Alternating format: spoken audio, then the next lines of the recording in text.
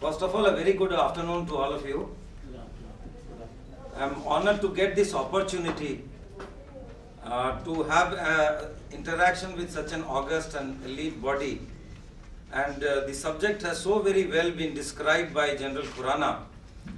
In fact, in his very small speech, he has encapsulated whatever the entire gamut of things that are plaguing the whole system, both from the side of industry as well as from the side of the academia. Here, what I have been asked to speak as to what the industry can really do. So while we can go on and on as to what the academia should do, it is a mutual process. I mean, we are also expected to butt in wherever it is required. But before I get into the topic, just to give you a flavor as to the cost that corporates incur, or such as NTPC is incurring by not getting, so to say, a ready product, as Chaudhary Sahab has referred. We are imparting 1 year training to the executive trainee, the fresh engineering graduates that we take. It is, of course, intensive 1 year training, and it consists of on-the-job simulation training for people to go to operations and all. But at an average of CTC of about 8 lakh rupees for one person, and if 1,000 be the intake, then you can well imagine that the cost is running almost from 80 to 100 crores per year. I mean, that is a luxury that in today's era of cost cutting and reducing margins, that is a luxury we can ill afford for long times. So that is a serious concern for NTPC. In fact, we have been looking for ways and means as to how to cut down on this cost. And there has to be a complementarity between the industry and the academia. This is serious concern for private also. Yeah. For all the corporates, I mean, since I come from NTPC, I'm giving that perspective. I'm sure every corporate would have that concern. But we are looking for, of course, ways and means as to how to cut short on this time, if not to eliminate it altogether, because that is, of course, not possible, because we would like to train people on actual operations through simulators and all that. But definitely, any relief is welcome in today's era of high competition. Just one more flavor for an interview. Like, I keep sitting on interview to select people in engineering trades as well as in HR trades. So for 2 or 3 different organizations and students coming from across the spectrum management institutes, the very good ones and the very bad ones also.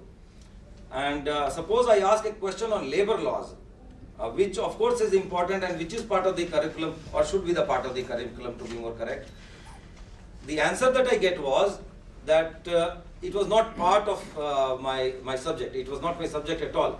So how come you are a major in HR without having labor laws as part of your curriculum? So they said that that is how it is. We can get a major in HR without even having labor laws as a subject. Now that is a matter of concern for us, because we are a factory situation situated in remote areas where a large number of contract labor are working. So it's just not possible for us to have such people on board and to train them, and again in labor laws, and that too theory. So I said that in that case, sorry, because your college may not have taught you labor laws, but that is our requirement from an employer's perspective. So and even general awareness. And the one student I asked just after the UP election, our interviews were going on. I asked, who is the chief minister of UP? And she said that I don't know. So I said that, well, okay, fine. But the reason she gave was worse. Lack of knowledge is one part, but the explanation for that lack of knowledge was, she said that I have never been to UP. Okay, fine. So you have never been to UP. Does that entitle you to not know about who the chief minister of UP is? So you never knew newspapers. Not that should be, say, a yardstick for excluding or selecting somebody. But even this basic general awareness, because in everyday life you are supposed to be conversing with a lot of people. Your technical part is only one part of the story. But the moment you get into a workplace, You have to know about teamwork and to get work from people. So everyday conversations are as important as are the functional side of your competencies. So these are some of the experiences that I had, and based on which also I have prepared this presentation. A lot of facts and data have been taken from various sources, which are acknowledged at a few places. Yeah. So this is how we go about it, and short flavor on NTPC, and then the overview, and what are the gaps that exist, why those gaps exist, how to address those gaps, what is it that we can do, and what is it that we have done actually. So the entire range of it. Okay. Yeah. So we have a vision to be the world's largest and best power producer, powering India's growth. And we keep on revisiting our vision, say once in a decade or once in 5 years, so that we to set our sights on whatever is. And we have a set of core values. And again, as Chaudhary Sahab had said, that there has to be an insistence on the study of ethics and values. Not that the study will make them a very ethical being or a person with high values, but at least the awareness that these things are important in a corporate world, and what can happen if these things are just absent. So that is also something that we need to that our students should know. This is how, in terms of capacity addition, this is our plan. So today, while we are at almost about 40,000 for our vision document for 32, it is 1.28 gigabyte. Yeah. So this is the growth story so far. Incorporated in 75, the first unit coming up in 200 in 82, Navratna 87, and then Maharatna again in 2010, while got listed in 2004. So this is the coal component and the gas component of it. Okay. We are a pan. Now this is important because the locational diversity of a company such as NTPC has its own sets of demands on the kind of people that we take. So this is important from that perspective. There would be cushy locations such as Delhi. There could be extremely hard locations such as Colodine and places in the northeast, because we are now present across the value chain, and we have entered into the hydro sector, and there are difficult positions. So the people that we take naturally should be prepared to work anywhere and everywhere, so to say.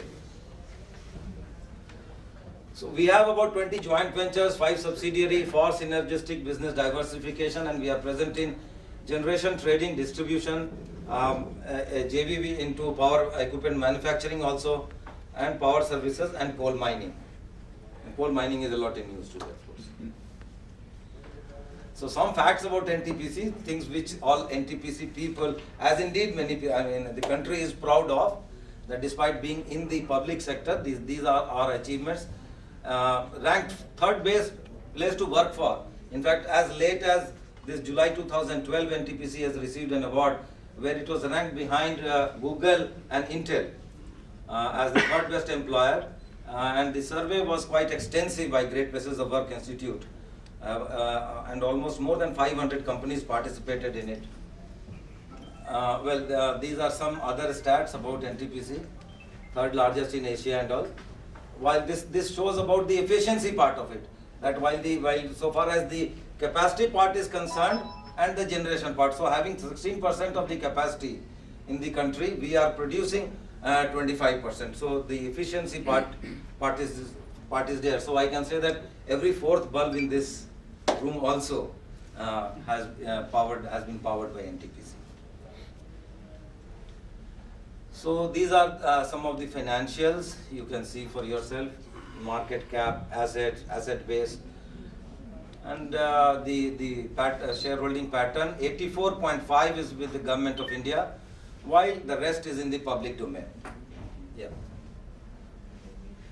Operating performance, so far as the world scenario is concerned, in terms of generation billion units, we are somewhere around 10th.